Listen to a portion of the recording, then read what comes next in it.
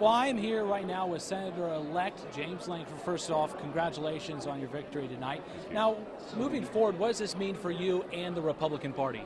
Well, the significance for us is what happens in the rest of the country as well tonight. If we don't win the Senate back tonight, then we're going to be stuck in the same position we've already been in. It's been 7 years here reading the Democrat Senate has not even done an appropriations bill. So the most basic elements of government have stopped because they don't even bring those out of committee, bring them to the floor. So it's very important we have a shift in leadership there so we can start dealing with appropriations, we start dealing with the most basic things that we should already have done. What do you bring to the table in 2015 in the Senate? Yeah, my main focus is going to stay the same as what it was in the House. Oversight and budget issues. I've worked on that 4 years in the House. I want to transition that into the Senate, continue to press that. We've reduced the deficit, but we've yet to start biting away on anything on debt. We've got to get us back to balance, and we've got to start dealing with the debt we have.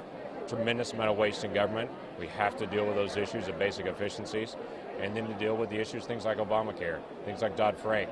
Our community banks are having a tough time lending qualified mortgages in rural areas all over Oklahoma. Have a very difficult time because of the new rules that are coming from the federal government.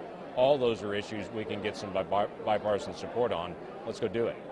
What are some of the biggest challenges you face now as a freshman senator?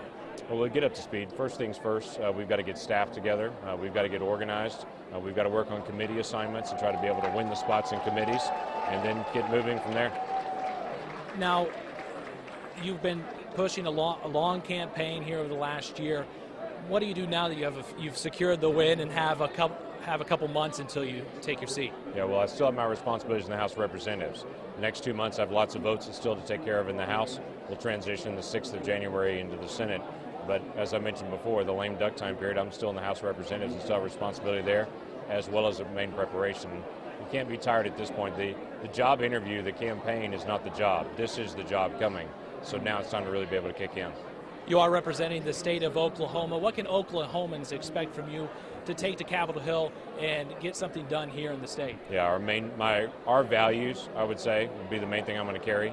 I'm going to take our tone. Oklahomans are pretty conservative folks, but we're also pretty polite. We want to go after issues, get them actually resolved, but do it the right way. So I'm going to focus on trying to get the right issues done the right way to be able to honor not only our state, but also resolve the issues that we have as a nation as well. So I'm going to carry that with me. We're going to work on budget issues. We're going to work on common sense. I'm going to work as much as I can to push the issues out of Washington, D.C. back to Oklahoma. I'd much rather visit with an Oklahoman about an issue than to try to contact somebody in Washington, D.C. on it. So I'm going to spend a lot of time pushing those issues back to our state. You have 2 months to make the transition from Congress to Senate. Is there any big changes that you have to adjust to over that time period? No, the biggest issue for us is transitioning staff, transitioning the relationships. I work with 435 people now. I've got to shift to the other side of the building, work with 99 other people on the other side of the building. The Senate's very relationship driven.